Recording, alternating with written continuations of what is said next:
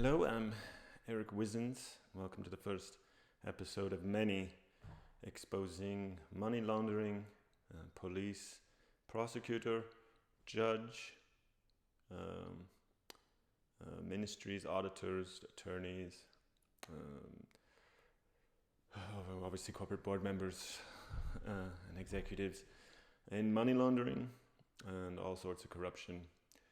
I've been wanting to go public for since a year, to expose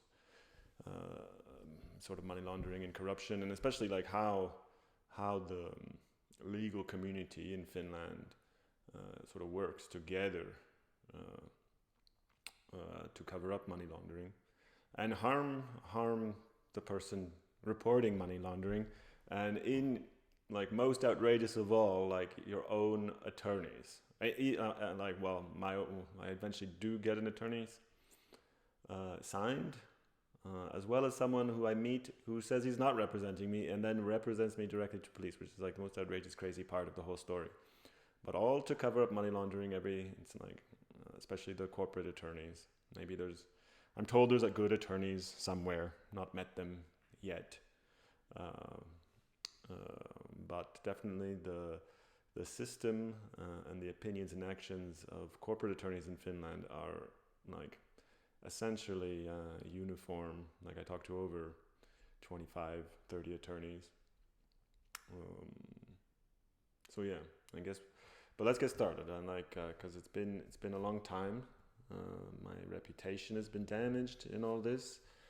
But it was in the interest. It's of course in the interest of society and everybody, and would be in my own interest as well if the conclusion wasn't obviously going to be more corruption, but to push things as far as possible, right? When police do corruption, report it to their bosses and report it to another police station, and then report all that to the prosecutors and so on. Obviously, starting with the auditor and the board. Well, obviously, that's where the cover up starts. But then it keeps going, and like until things are really until things has reached their legal conclusion, right? And it's in the interest of society to see, maybe prosecutors, police and prosecutors wouldn't do corruption, but if that's the case, then it's in the interest of society, of course, to see how far it's willing to go, and that things get committed to paper, so that the state can't say... so that the state can't say later, oh, you didn't complain enough. I definitely have complained enough. So I'll just read the conclusion of the prosecutor I got literally yesterday. Special prosecutor. No concrete grounds have been presented in the case to support the allegations made by Wizens in his writings. There is no reason to suspect an offense in the case. No pre-trial investigation will be initiated. So this is the National Prosecutor Authority, Special Prosecutor Tarmo Tanner. And already it's interesting that he says specifically by Wizens in his writings, because the first thing I did in getting to Switzerland is record the whole story in interview form, so somebody else asking questions, understanding things. Which is obviously resulting in hours of audio, which I submitted to prosecutors when I contacted them. And I only sent it to prosecutors, and I waited to see if they listened to them all, which they did. So it's interesting. And then like the audio has like the clear, right, obviously clear, reasonable suspicion. And then the other thing interesting about this is, the first thing is like in his writings. So I guess he's committing to writing that he didn't consider the rest of the evidence I sent, which obviously nothing in the law says if you have to only report in writing. Like, how do children or the mentally ill or the illiterate or people who just don't know how to write very well, how do they report crime to the police? So like this whole only considering writing thing is already completely absurd on the surface. But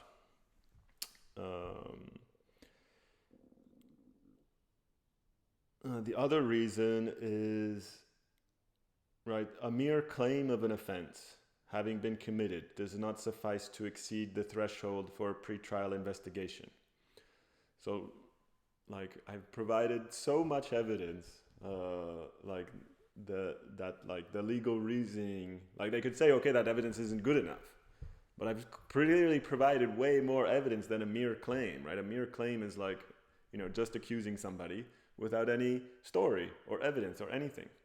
Now, if someone's story and email evidence, like I have emails from the police and so on, right? If that's still in the category of a mere claim, then like, what can possibly exceed the threshold, right? Like you have emails, your testimony describing exactly what happened, right? So that's like basically like, so it's not like, so even testimony, right? You're reporting what happened, the police can consider a mere claim, because that's the only legal reason given, is that I've only provided a mere claim, even though I provided hours of audio, a phone call with police, recorded phone call with police, then emails from police, then describing like all the events in email, in writing, because that's the other craziest part is it's clear from a like once I report to auditors and explain, like I already reported this to police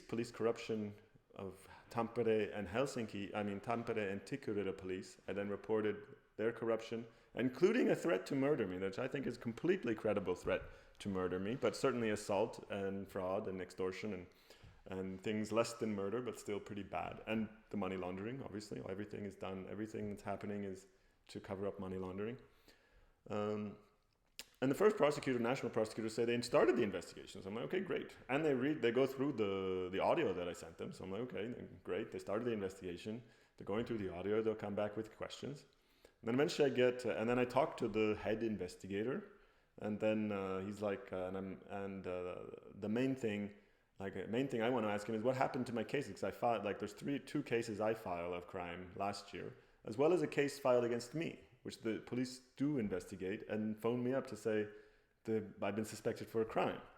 And then say I have a right to refuse that crime, that the investigation being closed, which I'm like, yes, I do refuse it. I want to talk to police. I've been trying to talk to police about money laundering for months, so this is the opportunity to do so. And I confessed to the crime. So like I confessed the crime, I refused to let it be closed, and then the police even sends me an email saying that she sent me times to come in for questioning the next week. So we'll get into that, but the point is, all this is in email, and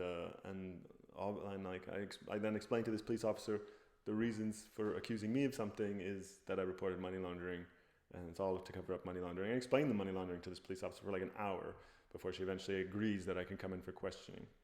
So we'll get into all that. But I explained all this to prosecutors, and then I reported this to Tikkurila police, and then then the Tikkurila police refused to report the claim, to file the crime report. They just like kicked me out violently of the station, which is obviously like they know they're defrauding me of my right to report crime in a police station. And like all the things, like all the fraud these people do, it's like the most fundamental like law of whatever it is they're doing. Right, like the client, like attorneys messing with the client attorney privilege, which is like the foundation of everything. Like police refusing to file a report, which then police like are happy to then say, oh, they don't evaluate claims, they just file the report or whatever. And then when you ask them to do it about other police, they refuse. They violently kick you out. They threaten to murder you, which we'll get to. Point is, I tell all this to prosecutors in an audio that I also recorded, so I'll be putting all that online as well. They tell me the investigation started, like either the auditor or later they say, sorry, I did report this all to auditors, but now I'm talking about prosecutors. I report all this to prosecutors. They start the investigation, make a case number. They say the investigation started, and they or the prosecution office says the investigation started, and then they wait. Then like nothing happens. And when eventually I get through to the head investigator, this Tarmo Tana, and the first time, I say, what happened to these other cases last year?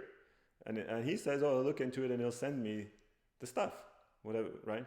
And this is the insane part. Like no one ever sends, like once like well, it's in the audio, but like whenever somebody looks into it, like that, like when you phone them the first time, they're like, oh yeah, I'll look into it. Like everything's got common sense, and they can, like, they certainly agree. Prosecutors certainly agree with the principle that they can answer what happened about it. Then they look in, like, then just never mention again. Like this Tadmo Taner guy, he's like, yeah, I'll look into it. I'm not in the, like, I can't look into it now for whatever reason. But he'll look into it when he gets in the office and get back to me about it. And okay, great. Like, this never does that. And then when the next call we have, just like they just ignore the subject. Like, and then I phoned police. There's like a document office there's a police number to get documents of criminal cases. Like, I phoned them 3 times. The 3 times they're like, yeah, we'll send the information. And then the third time I'm like, okay, send it by email. I wanted to get it by email. Like triple check that they have my email correct and everything. They're like, yeah, we'll send it along. Then just never hear back from them. So, because this is the, like, everything is just so obvious. Like, obviously in the files how the police did the corruption and covered it up, and just all the fraud they did is like literally in the files. That's why Tikkurila police absolutely flip out about it. And then, like, because they talk to me for an hour and a half, agree with everything I say, sounds like money laundering, all the specific crimes I mentioned, they agree. The police chief agrees, looks like actual crime. If, like, obviously what I say is true, would be a crime, like accessing my emails, extortion, all the rest. And then when they finally understand I already reported to police, and after an hour and a half, they finally ask for my ID, and then look up the file, and then just violently kick me out of the police station in like 45 seconds. I'm like, I don't have a right to report crime in Finland. They're like, this is Finland. You can't, if you have a problem with one police station, you can't go to another police station. Like, totally false. Like, I've already checked with the Justice Commissioner office and the Parliamentary Ombudsman office that I have a right to go report Tampere police for crimes in another police station. Because, like, why would, like, the Tampere police, if I had to do it in Tampere police station, then obviously I wouldn't. Okay, police win. The system's corrupt. They win. I'm never going to report Tampere police for crimes in Tampere police station. It's just like a recipe for danger, and certainly nothing can ever happen. So it's kind of like a rambly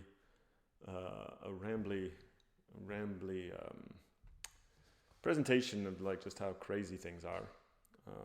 But things we'll be getting into.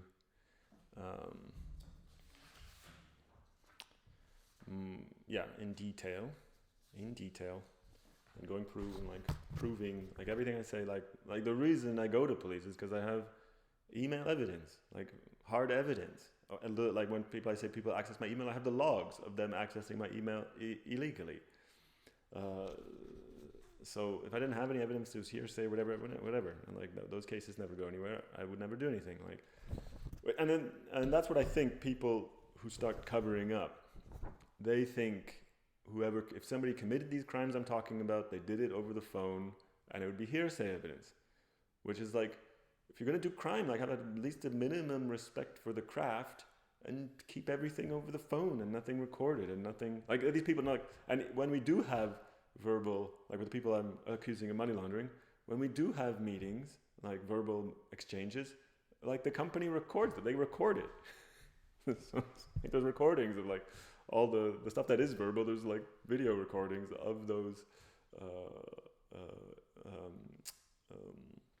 internet calls. Anyways, but to the accusations, because, like, the general thing I'm describing is what's called structural corruption, which the Ministry of Justice literally has on their website a page called Structural Corruption, explaining how there's very like low amounts of, like, petty corruption in Finland, but there's a structural corruption problem which works by favoritism and undue advantage and conflicts of interest and everything that I'm describing. The Ministry of Justice has a web page saying that exists in Finland, and, like, even the Wikipedia page has of the police, Finnish police, mentions that the Finnish police and prosecutors are known for, like, having insanely lenient and, like, no white collar crime, like, consequences at all. Like, the few cases that get done are, like, far less fines than the profits from whatever people were convicted of. So, anyways, the Justice Department's own website admits that there's a huge structural corruption problem in Finland, and the Wikipedia page mentions it. Nobody bothers to contradict it. There's no like, oh, some politician or representative of the justice ministry or the judiciary or the police, I disagree that the white collar crime is taken seriously in Finland. Like, they don't even bother denying it. So anyways, let's get to the accusations, because this is and like the reason the reason this prosecution failure to investigate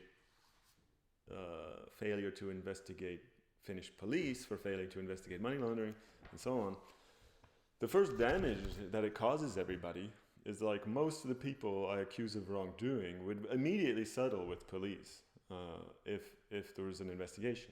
Like there's witnesses, other witnesses, so almost a lot of this stuff, like the police, the prosecutors, attorneys, or whatever, like everyone would immediately settle. Like the firms, like a KPMG, obviously would settle with police and resolve it in some reasonable way, and the lawyer firms and so on. So the first damage of the police and prosecutors covering up money laundering is it prevents the people who were manipulated and the firms involved, their brand and so on, the opportunity of being good faith with police. Of course, they could always go even be more good faith and go to police, but people are afraid, and as long as nothing happens, they think, okay, maybe it'll just go away. But if police phoned up, like majority of the people on my large majority of the people on my accusation list, they'd like immediately settle, like to testify, or it's like small stuff that's like a slap on the wrist anyways, or I would like it's if the main criminals are being investigated, then whatever, I'd let go of like a lot of the people I'm more angry about. The majority of these people, because they help that the fact that the thing never get investigated. So if it was investigated, then okay, we wouldn't have a problem. Like, okay, these people didn't help, but did get solved in the end. No harm, no foul. But if it does go all the way to the national prosecutor, the special prosecutor, and then he produces bullshit like this, no concrete grounds have been presented in the case to support allegations made by Wizens in his writings. There's no reason to suspect an offense in the case.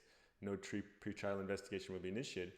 Right? If it goes all the way to the National Prosecution Office, the special prosecutor, and they produce this sort of bullshit, well, like, it's in the interest of society that I explain everything, and that people can judge for themselves if I have no evidence of an offense, no reasonable suspicion. So that's like they pretend like I have to like prove the whole case, which in some cases I have like proven it. Like, no, you don't need more evidence to prove the case.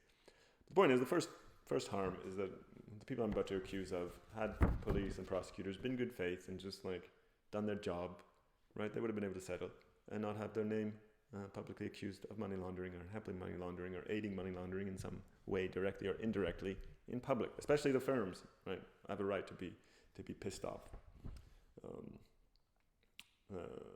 And the auditors and the attorneys, right, who help launder money, it's all based on their assumption that Finnish police and Finnish prosecutors will never investigate or hold accountable for these crimes, even if they're crimes with clear evidence. Like, that's what attorneys in Finland tell you. I'm like for instance, every single attorney, over 24 attorneys, I'm like, well, then they access my email without authorization. Every attorney, boom, that's a crime. Then follow-up question, do you have evidence? I'm like, yeah, I got the logs of the illegal email access, invasion of privacy, secrets violation, correspondence interception. And they're like, oh, well, and then like, so how, and I want help reporting that, because I try to get help reporting the crimes, the claims from an attorney. That's what police tell me to do. And then they're like, oh, no, you shouldn't report it. I'm like, why not? You just agree that it's a crime and you'll have the evidence, so why not report it? Then they all don't hesitate to explain that police will never do anything about it. So, like, that's the whole the base of the corruption, right? Because the auditors, right, and the company attorney and the company auditor, right, they're like the first source of the cover-up, and they cover it up. They cover up money laundering precisely because they are 100% confident that Finnish police and Finnish prosecutors will never investigate this white-collar crime even if there's like hard stone cold evidence.